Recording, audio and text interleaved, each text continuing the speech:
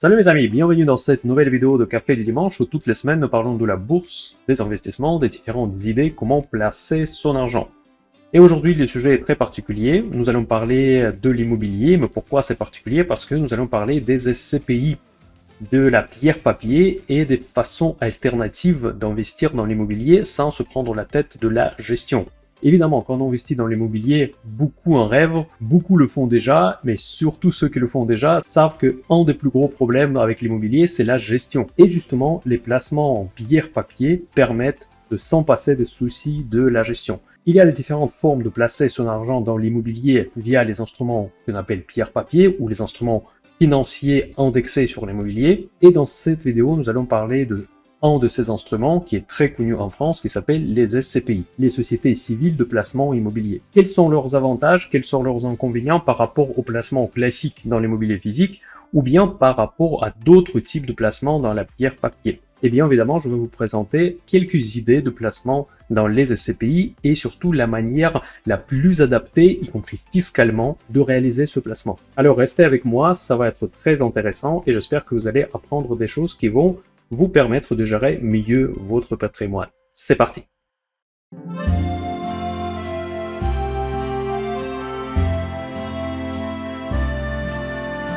Avant qu'on commence, mes amis, je vous rappelle que si ce type de vidéo vous plaît, n'oubliez pas de mettre un like et partager cette vidéo avec vos amis qui s'intéressent à la bourse et à la finance. Ça m'aide énormément pour développer la chaîne MinderCash qui, j'espère, vous plaît. Au début de cette vidéo, je vais faire une petite comparaison, bien évidemment, avec d'autres options d'investissement dans l'immobilier. Je ne veux pas trop passer de temps sur l'immobilier physique parce que je considère ça comme relativement clair. En gros, vous prenez de l'argent à la banque ou bien dans votre épargne. Si vous avez de la chance d'avoir suffisamment d'épargne pour investir dans l'immobilier sans passer par le crédit, vous investissez dans le bien et vous le mettez en location. D'ailleurs, pour un peu d'histoire, c'est à partir de l'immobilier que j'ai commencé mon parcours d'investisseur. J'ai eu pas mal de problèmes de gestion et je sais exactement de quoi je parle et je peux vous assurer que c'est un aspect qu'il ne faut pas négliger. Et pour beaucoup de personnes, le frein principal d'investir dans l'immobilier, c'est justement cette partie de la gestion. Ils n'ont pas tort. Ils n'ont pas tort parce que les problèmes arrivent, c'est parfois frustrant, c'est parfois stressant, parfois il y a des locataires qui peuvent ne pas payer, parfois il y a des dégradations des biens, etc., etc. Tous ces problèmes n'existent pas pour ce qu'on appelle le pierre-papier. C'est quoi le pierre-papier? Dans les très grandes lignes, vous avez deux options. C'est les SCPI, donc les sociétés civiles de placement immobilier, le sujet principal de cette vidéo, et aussi les foncières cotées, ce qu'on appelle parfois SIIC.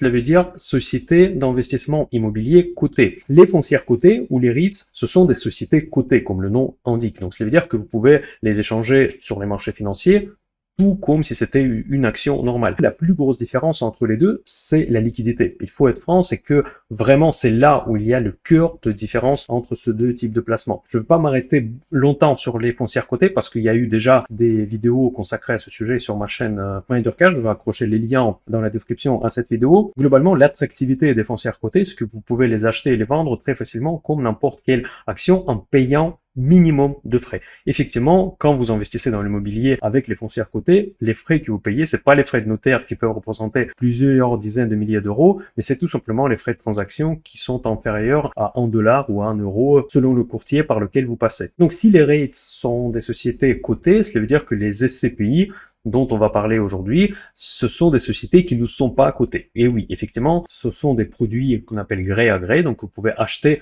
en passant par votre intermédiaire, soit l'assurance vie, soit votre banque, soit en contactant directement l'émetteur de cette SCPI, et vous pouvez contracter un certain nombre de parts. Ces parts sont revalorisées avec une certaine régularité, et comme ça vous allez avoir soit la plus-value, soit la moins-value, selon la direction des marchés, selon la revalorisation des biens au sein de cette SCPI. En gros, c'est un fonds qui achète de l'immobilier et qui vous reverse les dividendes, et les dividendes sont en provenance des loyers que cette société touche en mettant en location ses biens immobiliers. Le plus grand problème, c'est que pour s'en débarrasser de ces SCPI, il faut trouver un acheteur. Effectivement, si vous tombez mal au moment quand l'immobilier est en train de s'effondrer, ça peut être problématique. Et ce n'est pas le cas pour les foncières cotées, qui sont cotées à la seconde. Vous pouvez passer un ordre comme pour n'importe quelle action, et en quelques minutes, c'est réglé. Donc ça, c'est la plus grande différence. Mais il y a d'autres différences également qui peuvent distinguer ce deux types d'investissement dans la pierre papier, c'est que généralement, les SCPI sont des structures beaucoup plus petites que les foncières cotées. Les foncières cotées, généralement, ce sont des très très grosses entreprises. Ils ont beaucoup de compétences en interne, notamment pour la gestion immobilière, y compris pour la réparation immobilière. Ils ont un parc locatif bien plus important que les SCPI.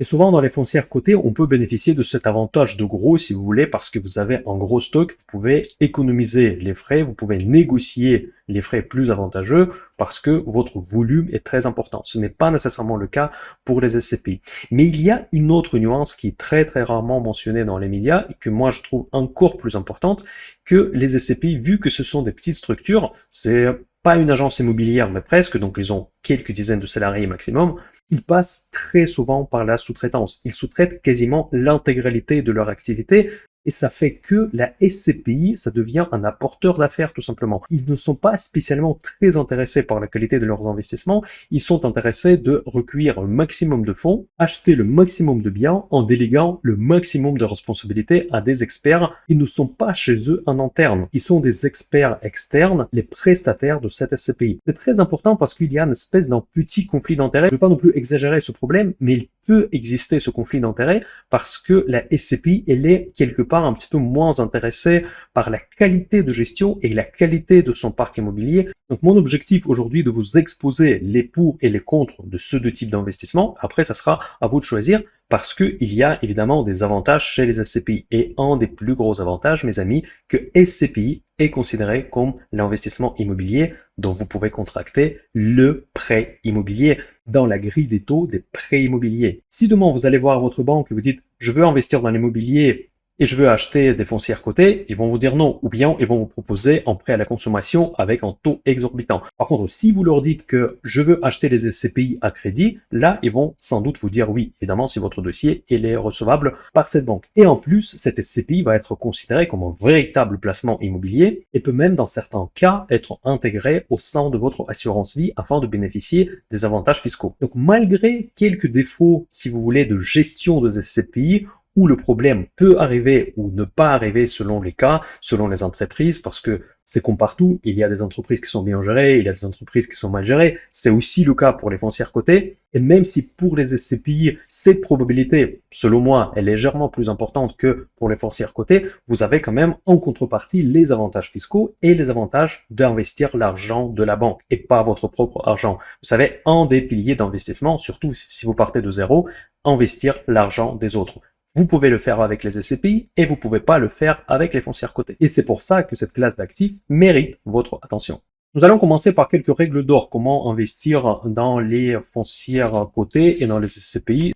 Si vous voulez commencer en bourse et commencer sérieusement, une des premières questions, c'est le choix d'un courtier. Interactive Brokers, c'est un des meilleurs courtiers qui est coté en bourse et représente une entreprise avec un bilan un des plus solides au monde. La solidité du courtier, c'est la sécurité de votre investissement. Interactive Brokers, c'est le partenaire du projet Minder Cash et le courtier que moi j'utilise pour tous mes investissements en bourse pour des multiples raisons. Notamment, ce courtier propose l'accès aux marchés mondiaux, aux frais très attractifs et avec une qualité d'exécution irréprochable. Les outils professionnels très sophistiqués qui peuvent vous remplacer d'autres abonnements d'analyse boursière, quelle que soit votre approche technique ou fondamentale. Par ailleurs, Interactive Brokers propose un des meilleurs taux de placement du cash non investi sur leur compte de trésorerie, dont vous pouvez profiter avant de saisir les opportunités. Pour en savoir plus, tous les détails sont à la description à cette vidéo et à bientôt chez Interactive Brokers. Et on continue. Évidemment, les tendances de marché immobilier. Il faut choisir le bon moment. Ça, c'est un peu comme partout. Nous avons vécu pendant des longues années avec les taux d'intérêt à zéro ou bien proches à zéro. En tout cas, on pouvait financer très facilement les projets immobiliers.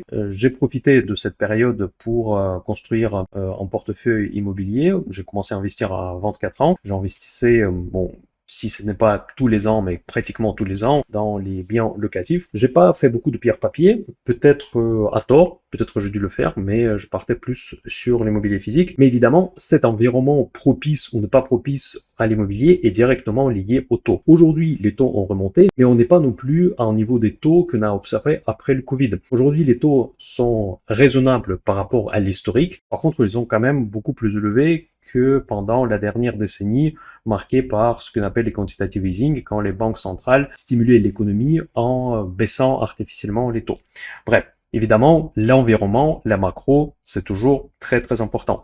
Après, le deuxième point très important quand vous investissez dans la pierre papier, c'est comme toujours la diversification. Oui, effectivement, les fonds eux-mêmes sont déjà diversifiés, mais généralement, ces fonds, ils ont une thématique. Il y a les fonds qui sont diversifiés, nous allons voir les exemples de ces fonds tout à l'heure, mais même s'ils sont diversifiés, il y a toujours une certaine philosophie d'investissement. Donc, dans votre portefeuille d'investissement dans la pierre papier, il doit avoir la diversification entre les différents fonds. Vous ne devez pas miser tout sur un seul fonds, parce que n'oubliez pas également qu'il y a ce risque de gestionnaire, même pour les foncières cotées, qui sont généralement des entreprises très importantes. Il y a eu des faillites, il y a eu des scandales avec des fraudes comptables, tout est possible. Il y a cet aspect, ce qu'on appelle le risque non systémique, quand chaque entreprise peut cacher des mauvaises surprises, et pour éliminer ces risques de votre portefeuille, il faut diversifier. Et de préférence diversifier entre les fonds avec des différents axes de stratégie d'investissement. Parce que même si vous avez un gros portefeuille, vous allez forcément se spécialiser à un moment ou un autre sur une telle ou telle thématique. En termes de répartition d'actifs, généralement, il est conseillé de ne pas dépasser 15-20% de votre patrimoine investi dans l'immobilier papier. Je suis assez mitigé par rapport à ces limites. Je pense que ça dépend beaucoup de votre patrimoine, déjà de la taille de votre patrimoine, de vos objectifs, de votre âge, de tout un tas de critères. Mais je pense que effectivement, si on essaye de moyenner les moyennes, c'est plus ou moins le benchmark que nous pouvons utiliser. Genre 15-20% de vos actifs peuvent être investis dans les foncières cotées, ou bien dans les SCPI, ou bien dans le mix entre les deux, ce qui est encore mieux selon moi. Il faut viser long terme, surtout ça concerne les SCPI. Si sur les foncières cotées, vous pouvez jouer les stratégies court terme, y compris avec l'analyse technique, pour les SCPI, ça ne sera pas possible. Déjà, le ticket d'entrée peut être relativement important, mais c'est pas tellement le ticket d'entrée en termes de somme minimale qui doit être investi. Il faut toujours penser aux frais. Les frais des SCPI sont très importants. Ça peut atteindre parfois 12-14%. Je sais que ça peut vous faire peur, surtout si on les compare par rapport aux frais de transaction sur les foncières cotées. Mais n'oubliez pas que les SCPI investissent directement aussi dans le mobilier physique, ils payent les frais de notaire. Donc vous pouvez également comparer à l'investissement physique. Parce que l'investissement SCPI, en réalité, c'est un portefeuille immobilier dont vous achetez les parts. Si c'est un portefeuille immobilier, forcément, quand cet immobilier a été acheté, le gestionnaire, il a payé les frais notaires. Les frais notaires, ça frôle très souvent 10-12% de prix de la transaction. Mais évidemment, il faut essayer de chercher les fonds qui proposent les frais d'entrée les plus intéressants possibles. Troisième point, mes amis, c'est très important de penser à la revente. C'est vrai pour l'immobilier physique, mais c'est encore plus vrai pour les SCPI. Comme je vous ai dit tout à l'heure, les SCPI, ce sont des fonds qui peuvent ne pas être très liquides. Donc, si vous avez des bons plus-values, si vous pensez que le marché immobilier atteint un certain niveau, ou bien si vous voulez diversifier, vous voulez rééquilibrer votre portefeuille, surtout n'hésitez pas, le temps que la demande est là et le temps que vous allez pouvoir facilement se débarrasser de vos parts des SCPI. Parce que dans le cas contraire, vous pouvez tomber dans un mauvais moment quand le marché sera déprimé et ça sera très difficile de les vendre. Donc gardez toujours en tête l'idée de prendre les profits. Et le dernier point, c'est la fiscalité. Évidemment, tout ce qui concerne l'immobilier est très très fiscalisé. C'est la vache à lait de l'État et les SCPI, ce n'est pas une exception, malheureusement. Mais il y a des bonnes nouvelles. Vous pouvez mettre vos SCPI dans l'assurance vie. Il y a une alternative dont on va parler tout à l'heure, ce sont les sociétés civiles qui peuvent également être ajoutées dans les assurances vie et qui permettent d'optimiser significativement la fiscalité de votre placement. C'est quelque chose qui est très difficile à faire avec l'immobilier physique. Et la dernière mauvaise nouvelle fiscale, si vous payez la IFI, impôt sur la fortune immobilière, les SCPI rentrent dans le calcul. Donc l'investissement dans les SCPI au lieu de l'investissement dans l'immobilier physique ne vous permettra pas d'échapper à la IFI. Voilà, ça ce sont les points très importants avant de commencer et maintenant nous allons voir comment analyser les SCPI et quels sont les points les plus importants à identifier avant d'investir votre argent dans ce type d'instrument. Alors mes amis, pour préparer cette vidéo, j'ai utilisé un des derniers numéros du journal de revenus qui était consacré aux SCPI parce que le choix des SCPI, c'est une question très subjective. Comme je vous dis toujours dans toutes mes vidéos que j'ai pas droit de donner des conseils d'investissement, ici ça s'applique davantage, parce que ici je peux même pas faire d'analyse technique, ce ne sont pas des produits cotés. Tout ce que je peux faire, c'est de faire référence à des recommandations externes, et donc du coup, quelque part, j'ai délégué cette analyse au journal du revenu.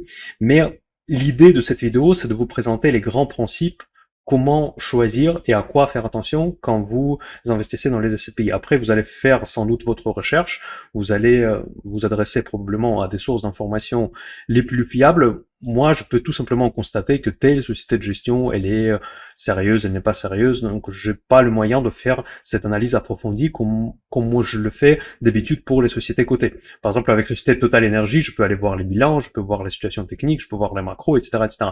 Ici, je peux parler de la macro par rapport à l'immobilier, mais je n'ai aucun moyen de estimer la fiabilité de tel ou tel gestionnaire.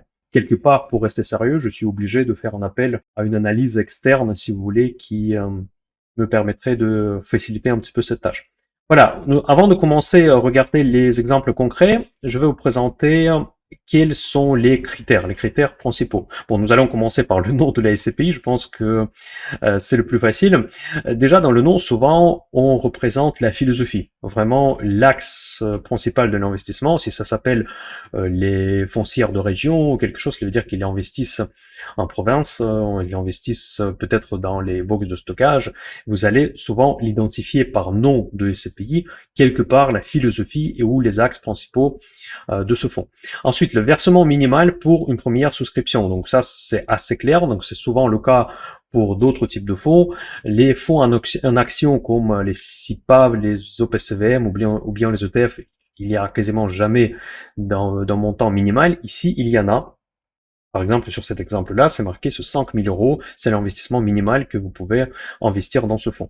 Ensuite, les frais. Les frais qui sont payés sur chaque versement, ils varient entre 0 et 12% selon les SCPI et ils sont déduits à chaque investissement. Donc, si vous investissez 1 000 €, 120 € malheureusement vont partir sous une forme de frais, et votre investissement ne va représenter que 880 €. Ensuite, le rendement ou le taux de distribution, c'est la rentabilité annuelle de fonds, ce qui est représenté par les loyers perçus divisé par le prix de la part, parce que la part, elle représente la valorisation de ce fonds. J'ai zappé un des critères, c'est les délais de jouissance. Ça, c'est aussi une forme des frais cachés, si vous voulez. C'est une espèce d'une période de carence pendant lesquelles le fonds ne rapporte rien. En plus, aux frais, vous pouvez avoir cette contrainte que pendant plusieurs mois, ce fonds n'accumule pas le rendement. Déjà, tout de suite, nous pouvons constater que la structure des frais, elle est très lourde. Il s'agit donc d'un investissement à long terme. C'est pas le cas pour les foncières cotées. Pour les foncières cotées, vous pouvez rentrer et sortir facilement en payant tout simplement les frais de transaction. Ce n'est pas le cas pour les foncières cotées. Vous devez avoir une optique long terme si vous voulez investir dans ce type d'instrument. Ensuite, l'évolution des prix de la part, c'est-à-dire la hausse ou la baisse de la valeur du patrimoine de SCPI. Ici, il ne faut pas s'attendre que ça va suivre une indice comme CAC 40 ou S&P 500, ça va suivre tout simplement la revalorisation, souvent subjective, des biens qui composent le portefeuille de ce fonds. Ensuite, le report à nouveau, ça nécessite d'une explication supplémentaire.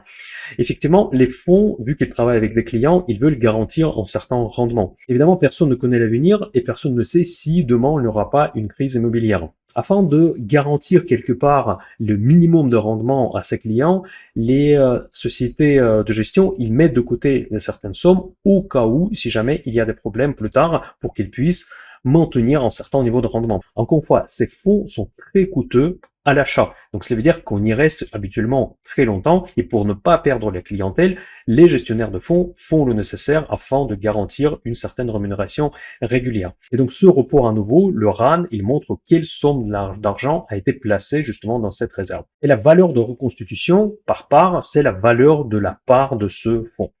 Et après, dans chaque slide que je vais vous présenter avec des exemples de ces fonds, il y aura une répartition géographique et la répartition par le secteur immobilier, bien évidemment, dans lequel ce fonds a investi les fonds collectés d'après ses clients. Aujourd'hui, je vais vous présenter les SCPI diversifiés qui vont investir un petit peu partout. Ensuite, les SCPI de commerce qui investissent dans les fonds de commerce, dans les bureaux. D'ailleurs, cette catégorie des SCPI est en concurrence frontale avec les foncières cotées parce que la plupart des foncières cotées, justement, investissent dans les bureaux et dans l'immobilier commercial. Donc, c'est surtout si c'est ça l'axe d'investissement qui vous intéresse, vous devez vous posez deux fois la question, est-ce qu'il faut passer par les SCPI ou bien par les foncières cotées? Ensuite, on va regarder les SCPI spécialisés et nous allons également voir une autre structure qui s'appelle les sociétés civiles. C'est un monde à part entière qui peut quelque part limiter l'inconvénient de la liquidité des SCPI. Donc là, nous allons commencer par les SCPI diversifiés. Le premier fonds diversifié que nous allons regarder aujourd'hui s'appelle Cap Frontières et Territoires. C'est le fonds qui investit à 100% dans les régions, donc c'est pas la capitale. Donc nous allons regarder les critères que je viens de vous présenter. Donc la date de création de 2019, donc c'est un fonds relativement récent. La capitalisation, c'est 99 millions d'euros. D'ailleurs, pour comparer avec les foncières cotées, vous allez voir que les foncières cotées vont avoir une capitalisation bien plus importante. Peut-être X fois, voire 10 fois plus importante. Comparé par exemple avec Unibail Rodamco ou avec Klépierre, vous allez voir qu'il s'agit des montants qui n'ont absolument rien à voir avec 99 millions d'euros. Les frais à l'achat s'élèvent à 9,6%, donc je trouve toujours que c'est relativement beaucoup. Même si on compare par rapport aux frais notaires, j'espère que les entreprises qui investissent massivement dans l'immobilier, ils sont capables de négocier et de diminuer les frais notaires. Pour moi, tout ce qui est proche de 10%, je le trouve personnellement assez élevé. Bon, après, c'est à vous de voir. Délai de jouissance, c'est justement 4 mois de carence, donc c'est la période pendant laquelle le fonds ne rapporte rien. Le rendement s'élève à 6,24%. Je compare toujours par rapport au taux sans risque.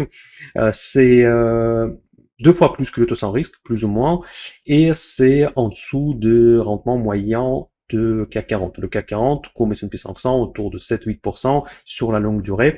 Ici, c'est seulement 6,24%. Taux d'occupation financière, d'ailleurs, je n'ai pas parlé, c'est le pourcentage des biens occupés, donc tout ce qui est au-dessus de 95% peut être considéré comme pas mal, donc ici on a 98%, c'est correct. Donc la somme de réserve représente 480 000 euros, donc ça c'est la somme qui va être utilisée si jamais les rendements chutent pour une raison X ou Y, et le nombre de locataires, les 106, donc ça va dépendre évidemment des fonds. Mais ce que nous intéresse, c'est la structure de leur placement. Donc la répartition géographique, c'est les régions en France, et la répartition par secteur. 47%, presque la moitié d'investissement ce sont les bureaux, donc faites attention. 20% ce sont des commerces, donc c'est quasiment la même chose, plus ou moins le même secteur. 19% locaux d'activité. 7% c'est l'immobilier plutôt spécialisé dans la santé, et le reste c'est l'habitation et autres, je ne sais pas évidemment de quoi s'agit-il. Donc pour moi, ce fonds est presque assimilé au fonds des bureaux et de commerce, donc faites gaffe parce que depuis le Covid, ce segment de l'immobilier souffre, il n'a pas vraiment reparti, il a reparti par rapport à la période la plus pire, la plus catastrophique en 2020-2021, mais ça n'a pas toujours retrouvé son attrait pour les investisseurs avant l'époque de Covid. Deuxième fonds que nous allons regarder aujourd'hui s'appelle Cœur de Région. C'est encore une fois le fonds qui est très investi dans les régions, mais ici on retrouve déjà 15% d'investissement dans Paris. Donc le fonds a été créé en 2018. Nous avons les frais de gestion qui s'élèvent à 12%. Moi je trouve ça vraiment énorme, surtout avec le rendement de 6,20. C'est en dessous de ce que nous avons vu tout à l'heure, mais les rendements diminuent dès qu'on augmente la qualité. Donc évidemment, dès qu'on commence à investir dans Paris, vous avez plus de probabilité de plus-value, mais par contre, les rendements sont malheureusement très faibles. Ici, le taux d'occupation, moi je trouve pas énorme, d'ailleurs il est inférieur à ce que nous avons vu tout à l'heure pour le fonds 100% régional. En revanche, ce fonds, il est 3 fois plus important que le fonds précédent. Ici, la répartition est la suivante. Encore plus de bureaux, encore plus de commerce. Il y a de la logistique et des locaux d'activité et un petit peu de la santé. Donc, c'est un fonds qui est encore plus exposé sur les bureaux et les commerces avec une petite diversification sur d'autres secteurs. Donc ça, c'est Cœur de Région, société de gestion, Sogénial Immobilier. Vous voyez, ce sont pas des grosses sociétés que tout le monde connaît. Moi, je la connaissais pas, par exemple. Peut-être que vous connaissez. Et ça, c'est la particularité des SCPI, que ce ne sont pas des sociétés immenses que tout le monde connaît. La société Quorum Origin, la société de gestion Quorum Asset Management, donc la date de création 2012, donc c'est un fonds très vieux. Ils ont 3,3 milliards d'euros, ça commence à être assez important. Donc les frais sont très élevés, encore plus élevés que nous avons vu tout à l'heure, donc 12%, et frais de gestion 13,20%. Le rendement est seulement à 6%. Par contre, la répartition géographique ici, elle est complètement différente parce que vous avez toute l'Europe. Donc on a Pays-Bas, Italie, Belgique, Finlande, Irlande, Espagne, Lettonie, Lituanie, pardon, Allemagne, France et autres pays. Donc ça, c'est déjà quelque part très intéressant parce que en étant un investisseur français, si vous voulez emprunter, surtout pour investir dans l'immobilier, ça va être 2 fois plus important si vous investissez à l'étranger. Je pense que justement, le portefeuille idéal immobilier comme moi je le vois, et c'est quelque chose que moi je voulais faire, mais malheureusement je l'ai pas fait finalement, c'est d'investir dans l'immobilier physique en France, parce que c'est très facile de lever les fonds d'après les banques pour investir dans l'immobilier en France, mais tout ce qui est l'étranger passait par le pierre-papier. La répartition de sous-secteurs de l'immobilier, c'est encore une fois les bureaux, donc 52% de bureaux et 30% de commerce, et tout le reste, c'est presque marginal, donc la logistique et industrielle, les hôtels et la santé. Donc le fonds Quorum Originum, le fonds européen international. Donc le fonds diversifié suivant s'appelle Epsilon 360 degrés, société de gestion Epsicam Reim. Ensuite, la date de création 2021, société récente, encore une fois. Nombre de locataires 93. Le versement minimal 1000 euros. Le frais d'achat, regardez, les frais sont réduits à 6%, donc ça c'est déjà pas trop mal. Donc le rendement 6,5%. Par contre, ici, on voit l'évolution de prix de la part 1,5, ce qui n'est pas négligeable, sachant que généralement, quand on investit dans ce type de fonds, notre objectif, c'est surtout le rendement. Le taux d'occupation aussi presque 100%, ce qui est un très bon signe. Partition géographique, c'est 77%, c'est les régions de France, 12% l'Espagne et 11% Île-de-France. Ensuite, répartition par secteur d'activité, le commerce, il n'y a pas de bureau, vous voyez. Donc, logistique et locaux d'activité, non, bureau, 15%, pardon, il y en a beaucoup moins, c'est surtout les commerces, hôtel, loisirs, santé, éducation et 4% autres. Donc ça, c'est un fonds relativement diversifié avec les frais d'achat qui sont inférieurs à ceux que nous avons vus tout à l'heure. Maintenant, le fonds qui s'appelle Iroko Zen, donc société de gestion Iroko, créé aussi en 2020, le prix de part 200 euros. Ici, le versement minimal 5000 euros, ça commence à faire. Les frais d'achat, aucun, donc vous voyez, donc ça c'est bien, il y a des frais de gestion de 14,4%. Quand vous investissez 1000 euros, c'est 1000 euros investis, ça c'est top. Le rendement, il est vraiment beaucoup plus important que nous avons vu tout à l'heure, 7,3%. Il y a même une évolution au départ de 1% sur une année. Taux d'occupation reste importante. Le nombre de locataires, il est très important, 257%, donc ça c'est vraiment top. La répartition géographique est très large, 44% la France, mais aussi Royaume-Uni, donc diversification sur la devise, Irlande, Espagne, Pays-Bas et l'Allemagne. Ici, on retrouve les commerces 34%, 30% de bureaux, 21% locaux d'activité, 11% entrepôts, ça c'est quelque chose que nous n'avons pas encore vu, 4% autres. Donc ça, c'est un fonds beaucoup plus diversifié, c'est peut-être un des premiers fonds vraiment diversifiés dans la liste des sélections que je vous présente aujourd'hui. Voilà, c'est fini mes amis pour les fonds diversifiés. Maintenant, nous allons regarder les fonds de commerce. Il n'y en aura que deux. Tu as le fonds qui s'appelle Altixia Commerce, donc société de gestion Altixia Reim, date de création 2018, c'est un fonds assez vieux déjà, donc le versement minimal 2030 euros. Donc les frais d'achat, vous voyez 3%, c'est pas beaucoup, là on retrouve quand même déjà des frais d'achat assez réduits, les frais de gestion quand même, il se rattrape largement, 18%. Rendement 5,12. Ensuite, taux d'occupation, ici, il est bas. Donc pour moi, ce fonds, il faut éviter. Il y a 73 locataires. Déjà, il n'y a pas tant que ça. Et pour ces 73 locataires, et le taux d'occupation, pour moi, il est trop faible. Donc l'exposition, les régions de France, 62%, 29% Île-de-France et 9% Paris. La répartition, commerce en retail, donc 58%. Commerce en pied d'immeuble, 38%. 2% de bureaux et 2% des locaux d'activité, mais j'aime pas du tout le taux d'occupation de ce fonds. Le deuxième fonds de commerce s'appelle Cœur de Ville, société de gestion Sogénial Immobilier, Sogénial visiblement. Date de création 2013, voilà, ça c'est vieux. Capitalisation 25 millions, ce qui est normal parce que c'est un fonds qui existe depuis longtemps. Le versement minimal, c'est 210 euros.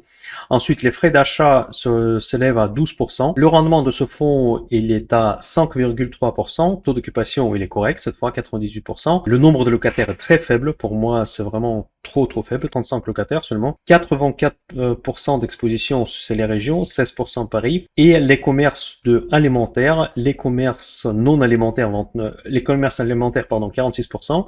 Les commerces non alimentaires 29%, les services c'est 21% et les autres c'est le 4%. Maintenant je vais vous donner deux exemples de fonds spécialisés. Donc les spécialisés, ça veut dire quoi? Ça veut dire que c'est l'immobilier un peu particulier, type entrepôt, l'immobilier de logistique et ce genre de choses. C'est pas les mêmes locataires, c'est pas les mêmes risques, c'est pas les mêmes contraintes d'expulsion, bien évidemment. Donc ça, c'est un fonds qui s'appelle Active Imo, société de gestion Alderan. Il a été créé en 2019. Les versements minimaux de 6100 euros. Les frais d'achat de presque 13%, donc c'est énorme. Rendement 5,5. Le taux d'occupation presque 95%. Beaucoup de locataires, vous voyez 371. Donc la répartition géographique, c'est 45% Lille, Paris, Marseille, 16% les régions de France, 14% l'Espagne, 10% Île-de-France, 9% Arc Atlantique, 6% autres pays d'Europe. La moitié du parc, c'est les entrepôts, d'ailleurs ça c'est un placement assez viable, entre guillemets. Ensuite, locaux d'activité, logistique urbaine, transport et autres, c'est 1%. Donc, mais c'est principalement les entrepôts et la logistique d'activité. Et la dernière foncière que nous allons voir aujourd'hui, c'est la foncière des praticiens, société de gestion Magellim Reim, à date de création 2017, le placement minimal de 1100 euros, prêt d'achat 9,6%, rendement 5,5%, donc il a encore 84 locataires seulement, donc le taux d'occupation à 97,5%, ce qui est pas trop mal. Ici, la répartition, les régions de France 56%, 29% en Belgique, 15% Île-de-France, et c'est un fonds qui investit dans les lieux de soins de consultation, donc ça c'est médical, 47%, centre de rééducation, 35%, et 18% les laboratoires de recherche. Là, c'est un fonds santé quasiment à 100%. Et à la fin de cette vidéo, je voudrais vous présenter un véhicule d'investissement qui s'appelle les sociétés civiles. Ce sont des alternatives à l'investissement dans l'immobilier physique et les SCPI. Son avantage est le suivant, c'est que l'assureur de l'assurance vie qui commercialise ces produits, généralement ces produits sont achetés via les assurances vie, garantit la liquidité, sauf les exceptions. Donc il faut vraiment lire attentivement le contrat parce que il peut y avoir des exceptions et ce n'est pas la règle. Mais généralement, la liquidité à la revente est garantie par l'assureur, ce qui est vachement bien. Ça efface quelque part le défaut principal, selon moi, des SCPI. Ça rapproche en revanche ces fonds par rapport aux foncières cotées. Je n'ai jamais eu affaire avec ce type de fonds, donc là, pour la déontologie, je dois le préciser, mais ça peut être considéré comme une des alternatives, quelque chose entre les foncières cotées et les SCPI, où il y a effectivement cet aspect de liquidité qui est plutôt favorable par rapport aux SCPI classiques. Et un autre inconvénient ou avantage, peu importe, en France on n'est pas trop sensible à ça parce qu'on est taxé surtout, c'est que les sociétés civiles capitalisent les loyers, donc ils ne payent pas les dividendes, donc il n'y a pas de rendement pour ces sociétés, il y a uniquement la croissance de valeur des parts. Dans certains pays comme la Suisse, c'est sûr, la Belgique, je ne sais pas, vous êtes moins fiscalisé sur les plus-values, mais vous êtes plus fiscalisé sur les dividendes. Ça peut avoir un intérêt d'investir dans les véhicules qui capitalisent quelque part les dividendes en les transformant dans les plus-values. En France, on a l'avantage qu'on n'a pas ce problème, on est taxé à fond sur les deux, donc c'est pas du tout un souci. Mais quand même, si c'est une piste qui vous intéresse, vous pouvez l'investiguer. En plus, sachant que c'est souvent proposé dans les assurances vie, donc j'imagine peut-être dans les plans d'épargne retraite, les PER, à vérifier, ça peut être une des options intéressantes de point de vue fiscal surtout. Là, je vais vous donner deux exemples. Le premier exemple, c'est HeroConnext, société de gestion Heroco, créée en 2020. Bon, les frais d'entrée, il n'y en a pas, donc les frais de gestion sont très faibles. Ils peuvent investir soit dans l'immobilier en direct, soit eux-mêmes dans les SCPI, donc ils ont quand même une certaine marge de manœuvre. La répartition géographique, c'est 41% France et région, donc 22% France, Île-de-France. Ensuite, 11% Royaume-Uni, Irlande, Espagne, Pays-Bas, Allemagne, donc c'est assez international. Ici, vous retrouvez tout, commerce, bureau, l'immobilier d'activité, les entrepôts, les restaurations, le résidentiel et éducation santé. Donc c'est très très bien diversifié. Et maintenant, le dernier fonds que je vais vous présenter aujourd'hui, c'est également la société civile, donc Silver Avenir, société de gestion Arkea Reim, création en 2020, donc on n'a pas de frais d'entrée, on n'a que des frais de gestion en dessous de 2%. Vous avez des performances de 4, 6, 5%, donc ça c'est les plus-values, vous voyez, ce sont les loyers transformés dans les plus-values, et la répartition géographique 45% Île-de-France, 38 PACA, c'est là où moi j'habite, et 17% autres. La répartition sectorielle, elle n'est pas très riche, c'est 63% appartements, d'ailleurs on n'a pas vu de fonds d'investissement classique résidentiel, ici apparemment c'est le cas, et 37% c'est les maisons. Donc ça c'est une alternative pure d'investissement physique dans le locatif classique. Voilà, c'est tout mes amis. Si cette vidéo vous a plu, n'oubliez pas un like, partagez avec vos amis qui s'intéressent à la bourse et à la finance, laissez-moi un commentaire avec des questions par rapport aux différentes options d'investissement immobilier. Je lis tous les commentaires, je serai ravi de vous répondre. Je vous souhaite tout le meilleur et un bon dimanche et mind your cash. Bye bye.